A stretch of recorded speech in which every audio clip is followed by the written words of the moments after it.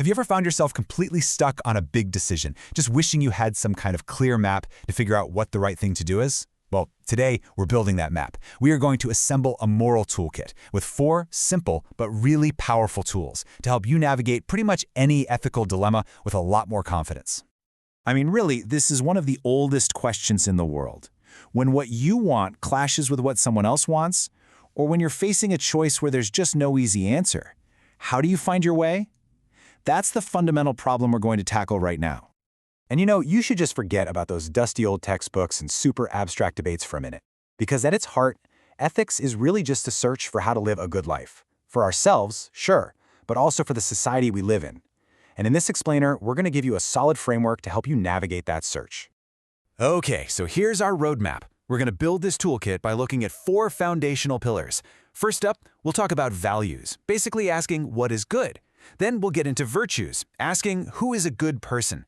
After that, we'll dive into rights, or what do we owed? And finally, we'll cover duties, which asks the flip side, what do we owe? Each one gives you a totally unique lens to look at any moral problem. So our very first tool starts with the most fundamental question of all. Before we can even begin to talk about right actions or good people, we have to ask, what does good even mean? This brings us to our first lens, the lens of values. And that simple question immediately cracks open this huge philosophical debate. Is goodness something we just create inside ourselves? Or is it something that actually exists out there in the world, just waiting for us to find it? Let's break down the 2 main schools of thought on this. This gets us to a core tension in all of philosophy. Think about an apple. Is that apple good simply because you want to eat it? That's the subjectivist view. Our desires actually create the value. Or do you desire the apple because it's already good? Because it has objective value in its nutrition and its taste? That's the objectivist view. It's a really fundamental split. Is value something we invent, or is it something we discover? And this isn't just some abstract debate, okay? It has massive consequences. The philosopher Immanuel Kant, for example, was super worried about the subjectivist view. He thought, if good is just whatever I happen to desire, then that leads to total relativism, where my good could be your bad, and nobody's right or wrong. To get away from that, Kant argued we needed a universal foundation based on our sense of duty. But on the other hand, you have modern philosophers like Alasdair MacIntyre who argue that we've kind of lost touch with an objective good, human happiness or flourishing, and he doesn't just mean pleasure, but that deep fulfillment of living up to our full potential. And actually, that idea of flourishing leads us perfectly into our second tool. So instead of asking what is good, this lens shifts the focus and asks, who is a good person? This is the world of virtue ethics. So, virtue ethics basically flips the question. It doesn't start by asking what's the right thing to do in this one situation. Instead, it asks, what kind of person should I be trying to become? The whole idea, which goes all the way back to Aristotle, is that if you focus on cultivating a good character, you'll just naturally know how to act well when the time comes. This approach is all about building up our moral muscles, developing virtues like honesty, courage, and compassion. For a virtue ethicist, the goal isn't to memorize a giant rulebook. No, it's to become the kind of person from whom good actions just flow naturally, almost without a second thought. And the ultimate goal here is a life of human flourishing, that state of deep, meaningful fulfillment we were just talking about. All right, for our third tool, we're going to pivot again. We've looked inward at our values and our character. Now we're going to look outward, toward other people. This lens asks a really simple but incredibly powerful question. What can we justifiably expect from other people and from society as a whole? The answer is found in this concept of human rights. And I want you to think of a right not as a suggestion or a hope, but as a well-founded claim. It's something you are literally owed for no other reason than you exist as a human being.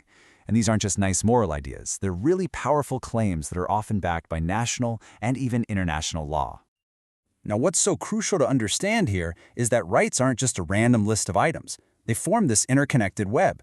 I mean, think about it. How can you really have freedom of expression if you don't have the right to an education that teaches you how to form and share your thoughts? How can you have a right to work if you don't have equality before the law? The point is, if you pull on one of these threads, the whole structure starts to get weaker. This brings us to the final and absolutely essential tool in our kit. It's the logical flip side of rights. Because if other people have these well-founded claims on us, well, what does that mean for our own behavior? This is the lens of duties. It's a really simple, powerful equation. Your right to life implies that I have a duty not to harm you. Your right to speak freely implies I have a duty not to shut you down. Every single right that exists creates a matching duty on the part of everybody else to respect and uphold that right. Okay, but this is where it gets super tricky in the real world. Imagine a friend tells you a secret, which creates a duty for you to be confidential. But then you find out that secret involves a plan to harm someone else, which creates a duty to prevent that harm. What on earth do you do when your moral duties are pulling you in totally opposite directions? Well, the philosopher W.D. Ross gave us a really useful idea called prima facie duties, which basically just means duties at first glance. He argued that we have a bunch of core duties, like being honest, being fair, and a duty of non-maleficence, which is just a fancy way of saying do no harm. Now, in that secret-keeping example, your duty of confidentiality doesn't just disappear. Ross says both duties are still valid, but in this specific situation, you have to use your judgment to figure out which one is more important. And yeah, the duty to prevent harm probably outweighs the duty to keep a promise.